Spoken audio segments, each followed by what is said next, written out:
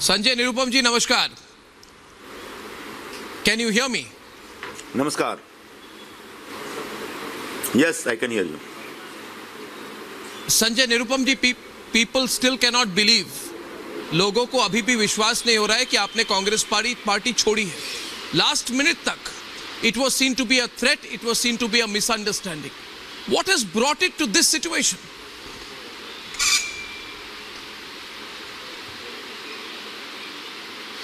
देखिए, कांग्रेस पार्टी का जो नेतृत्व है दिल्ली से लेकर मुंबई तक, वो पूरी तरह से दिशाहीन हो गया है, जमीन से डिस्कनेक्ट हो गया है।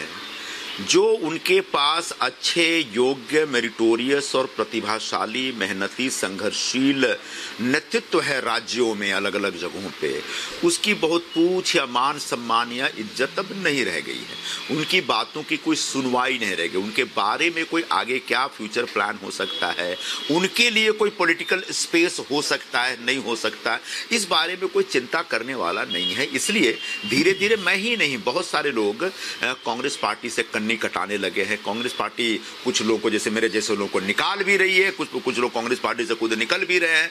लेकिन आने वाले दिनों में ऐसा रह जाएगा कि 2, 4, 5 लोग ही कांग्रेस पार्टी में रह जाएंगे और बाकी सब धीरे धीरे निकल जाएंगे, क्योंकि कांग्रेस पार्टी का अब बहुत ज्यादा उज्जवल भविष्य दिखता नहीं है और कांग्रेस पार्टी में रहने वाले लोगों का भी इसी वजह से अब कोई भविष्य दिख रहा है या होने वाला है ऐसा लगता नहीं है। और सबसे अहंकारी कौन है इनमें से? सबसे अहंकारी कौन है?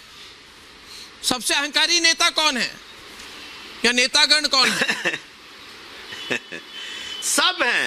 सब हैं, वैसे ही है सबके सब, जो जिनका कोई अपना बेस नहीं है, कोई जनाधार नहीं है, जो एक आर्म चेयर पॉलिटिशियन वाली भूमिका में हैं, जो लोग बेसिकली एक बंद कमरे में सिर्फ एक आइडियोलॉजिकल और पायचारिक बात करते रहते हैं, जिनका चुनाव लड़ने और जीतने का ट्रैक रिकॉर्ड बहुत बुरा है। लोग पलट के मेरे बारे में भी बोलेंगे कि भाई ये भी 2 चुनाव हारे, तो मैं भी पलट के पूछता हूं कि आप कौन से जीत गए। तो एक सभी हारे हुए लोग हैं और चुनाव हारने का मतलब ये नहीं होता कि आपकी मानसिकता हार जाए। आप हारी हुई मानसिकता से नहीं जीत सकते। लेकिन दुर्भाग्यपूर्ण बात यह है कि पूरे नेतृत्व की मानसिकता हारी हुई है और पूरा नेतृत्व इस समय बहुत डरा हुआ, घबराया हुआ और उत्साह विहीन है। और जो एक ऊर्जा होनी चाहिए, जोश होनी चाहिए, वो नहीं। क्यों नहीं है सब? क्योंकि आज देश पूरा बदल गया है। आपने कांग्रेस पार्टी के अंदर 5 लॉबीज की बात कही। आपने कहा lobby number 1 Sonia Gandhi, lobby number 2 Rahul Gandhi, lobby number 3 Priyanka Vadra, lobby number 4 Mallikarjun खड़गे कांग्रेस के प्रेसिडेंट, और लॉबी नंबर 5 केसी वेणुगोपाल। ये केसी वेणुगोपाल किस तरह की लॉबी है? ये कौन है? इतने इंपॉर्टेंट कब से बने कांग्रेस पार्टी में? तो आपने जब उनका ही नाम लेके पूछा तो किस्सा बताऊं? टाइम है आपके पास? हाँ बताइए ना। जी समय बहुत है।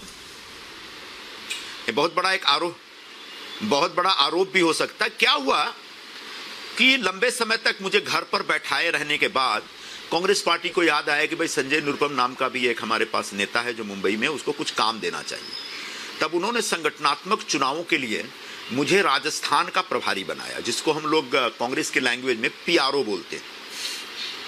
तो मैं पीआरओ बन गया और मैं बड़े जोश और उत्साह के साथ राजस्थान में काम करने लगा। वहाँ ऑलरेडी आप जानते हैं गहलोत जी का कैंप और एक सचिन पायलट का कैंप, उनके बीच बड़ी खींचतान थी। लेकिन बहुत मैंने एक स्मूथली वो इलेक्शन कराया और सबको सबका हक दिया, सबको उनका जो पॉलिटिकल स्पेस चाहिए पार्टी में सबको करके दिया और एकदम से स्मूथली काम चल रहा था।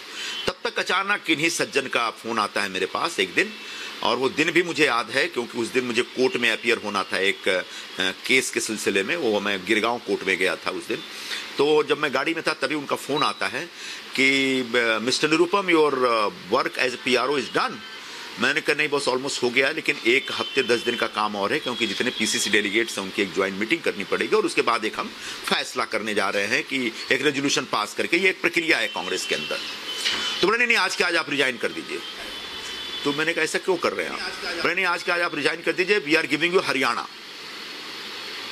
तो मतलब हरियाणा गिविंग यू मतलब मुझे हरियाणा मेरे को प्लेट में नहीं दे रहे, मुझे हरियाणा का प्रभारी बनाने जा रहे हैं। तो आज के आज रिजाइन कर दो। मैं तब तक कोर्ट पहुंच गया था, मैं कोर्ट में गया, जज साहब के पास अपीयर हुआ, मैं अपना साइलेंट मोड में मोबाइल रख के बैठ गया था जज साहब के सामने, और आधे घंटे बाद फ्री हुआ। तब तक देखा कि इनके कई मिस्ड कॉल पड़े हुए हैं। मैंने फ़ोन किया कि तुमने अभी तक किया नहीं रिजाइन? मैंने कहा बॉस मेरे कोर्ट में अपीयरेंस था, तो now I am going to write a letter to mister Mistry and I will do it and get it done. तो फिर मैंने फटाफट लेटर लिखा कि बॉस ऐसा ऐसा है, हमको मुझे रिलीव कर दो, और उन्होंने आधे घंटे के अंदर रिलीव किया, मैंने भेज दिया। तो मुझे हरियाणा का प्रभारी बनाने का एक प्रस्ताव था। अब वो प्रस्ताव कभी पूरा नहीं हुआ।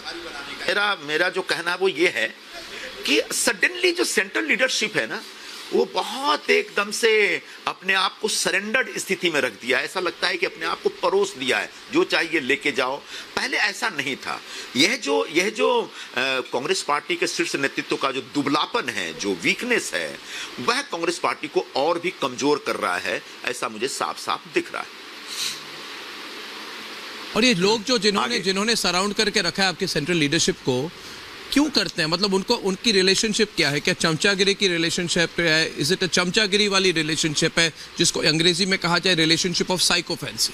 क्या वो वाली बात है, कुछ और है? क्योंकि ये सवाल बहुत लोग कर रहे हैं, मगर संजय निरुपम जी, कि ये कौन है? ये रूटलेस वंडर्स, अनइलेक्टेबल्स, जिन्होंने कभी कोई इलेक्शन लड़ा नहीं है, और कई लोगों के बारे में कहा जाता है कि वो म्यूनिसिपल इलेक्शन या अपने हाउसिंग सोसाइटी इलेक्शन भी नहीं लड़ पाएंगे, मगर वो कांग्रेस के शीर्ष नेतृत्व को अपने एक तरह से उन्होंने कब्जे में रखा हुआ है। तो ये क्या सिर्फ is it a relationship of only चमचागिरी और समथिंग एल्स?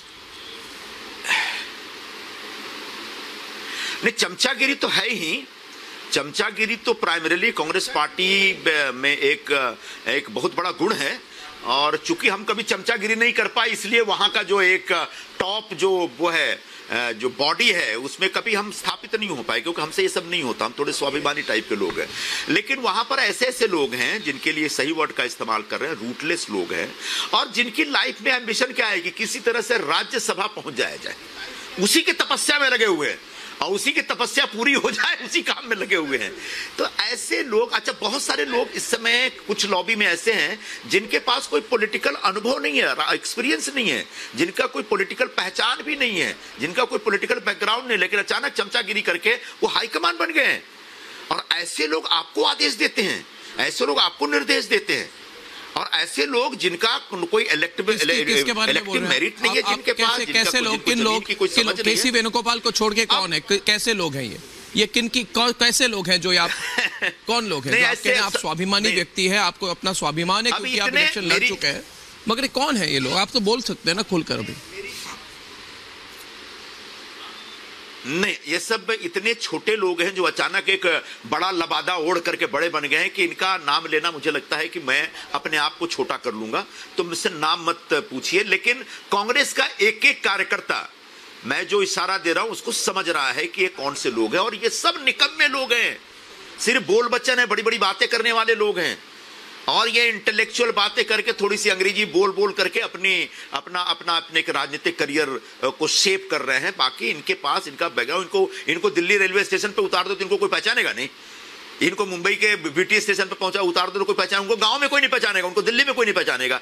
ऐसे लोग आजकल हाईकमान बन गए हैं, ये बहुत ही दुर्भाग्यपूर्ण बात है। कुछ लोग ऐसे हैं जो आउटडेटेड हो चुके हैं, जो पूरी तरह से वैचारिक तौर पर जिनका कोई कनेक्ट नहीं रह गया है। एक आपने स्वाभिमान के बारे में बात की, एक किस्सा हिमंता बिस्वा शर्मा का था, जिसमें कहा गया था कि एक कुत्ते को जिस प्लेट में बिस्किट दिए जा रहे थे वही प्लेट उनको भी ऑफर किया गया था। ऐसी कुछ बात आपने कही अपने प्रेस कॉन्फ्रेंस में, यू स्पेसिफिकली आपने कहा, और आपको मैं कोट कर रहा हूं, कि इस तरह की बातें करते हैं, इस तरह की भाषा का इस्तेमाल करते हैं जो मैं आपके सामने प्रस्तुत नहीं कर सकता।